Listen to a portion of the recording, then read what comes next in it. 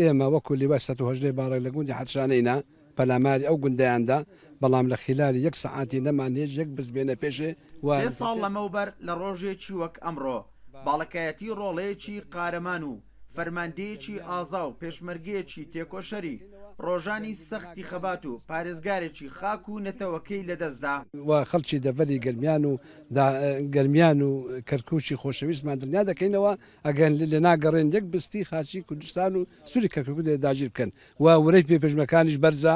لیوا سڵاح دیلمانی خۆی دوو لە هاوسەنگەرانی لە میحوەری داقوق لە باشووری کەرکووک گیانی خۆیان کردە قوربانی خاچی پیرۆزی کوردستان.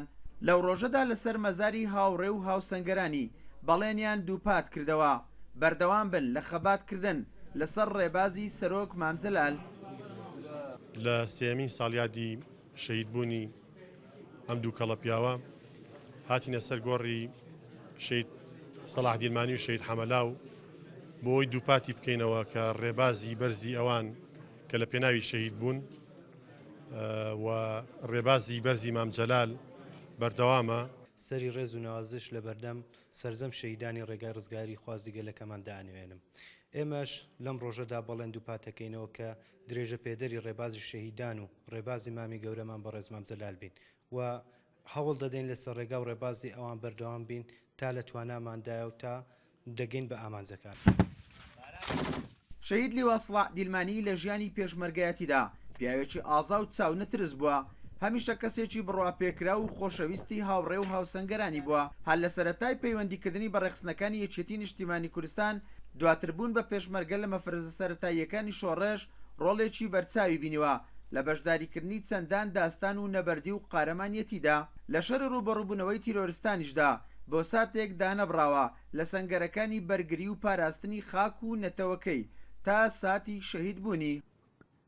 لە ساڵ ڕۆژی شەهیدی فەرماندە سەلاح دیلمانی و کاکە حەمەلا وەکو هاوڕێ و هاوسەنگەرانی شەهید سەلاح بەڵێن دووپات دەکەینەوە بە ڕێبازی یەکێتی نیشتیمانی کوردستان بە ڕێبازی مامجەلال کە ناهێڵین خوێنی شەهید سەلاح دیلمانی و تەواوی شەهیدانی کوردستان بە فیڕۆ بچێەوە ڕێبازی یەکێتی نیشتیمانی کوردستان هەر بەردەوامە و هەر بەردەوامیش ئەبێ.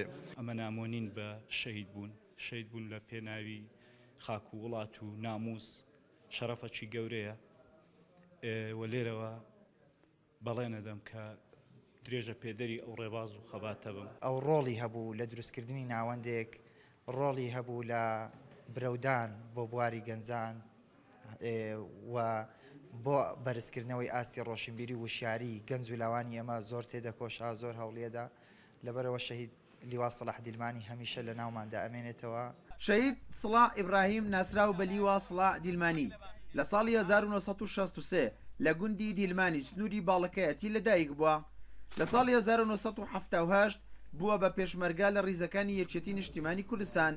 دوای چەندان قۆناغی خەبات و شۆڕژێری لە ساڵی 2004 کراوە بە فەرماندەی لیوای 118 باڵک تا لە بەرەبەیانی ڕۆژی 12 پێنجی 2015 لە گوندی حەدشانە لە میحوەری داقوق لە سنووری پارێزگای کەرکووک خۆی دوو لە پێشمەرگەکانی بەناوەکانی محەممەد عەبدوڵڵان ناسراو بە حەمەلا و حەسەن حەمەزیاد ناسراو بە سەرباز گیانی خۆیان بەخشێ خاچی پیرۆزی کوردستان.